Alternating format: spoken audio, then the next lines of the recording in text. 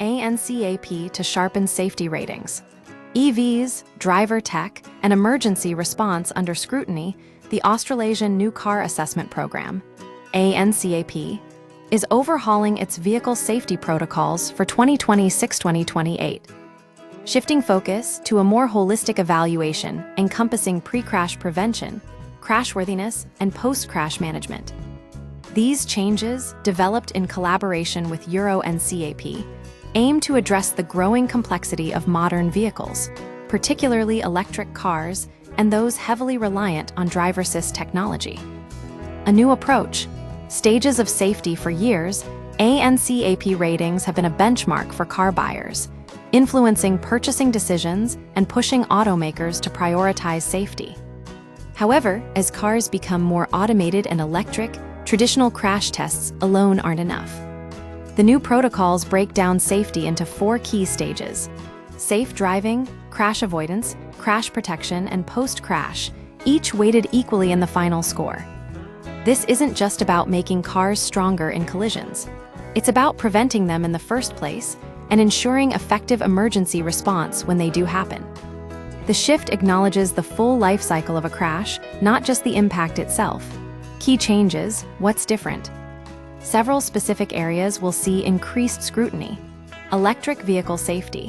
EVs will be assessed on their ability to isolate high-voltage batteries post-crash, preventing electrocution risks for first responders. This is critical, as EV fires are a growing concern. Driver assist robustness.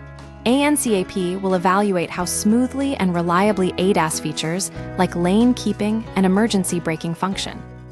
This comes after widespread complaints about intrusive systems, with some drivers disabling them entirely. AAMI data shows 20% of Australian drivers switch off ADAS because they find it annoying. Physical controls. The agency will penalize vehicles lacking physical buttons for essential functions like headlights, wipers, and hazard lights. Cars must either offer tactile controls or dedicate screen space to these features, addressing buyer frustration with infotainment-driven interfaces. Pedal misapplication prevention. Vehicles will be scored on their ability to detect and mitigate accidental pedal errors, reducing the risk of unintended acceleration. Post-crash accessibility.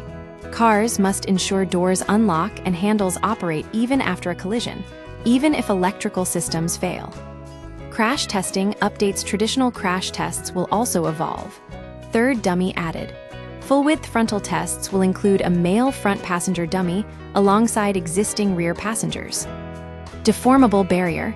Replacing rigid walls with deformable barriers will provide more realistic airbag deployment data. Whiplash assessment expanded. Seat structure analysis will be added to whiplash tests. Zero tolerance for critical failures. Any crash test results showing a critical red region on a dummy will automatically limit a car's rating to 4 stars. Severe structural failures, like collapsing seats, as seen in some MG3 tests, will trigger a 50% score reduction. Why this matters. ANCAP's changes reflect broader trends in automotive safety. Electrification. EVs present unique hazards, and safety standards must adapt. Automation. Driver assist features are becoming ubiquitous, but their reliability is crucial. Human factors. Ergonomics and usability matter. Poorly designed interfaces can compromise safety. Our role is to continually push for improvements in all areas of vehicle safety, and our 2026 protocols reflect that, said ANCAP CEO Carla Horweg. The new protocols aren't just about stricter ratings. They're about setting a higher bar for automotive safety in a rapidly evolving industry. The outcome is expected to be better occupant and pedestrian protection through active crash prevention, improved impact protection, and more effective post-crash management.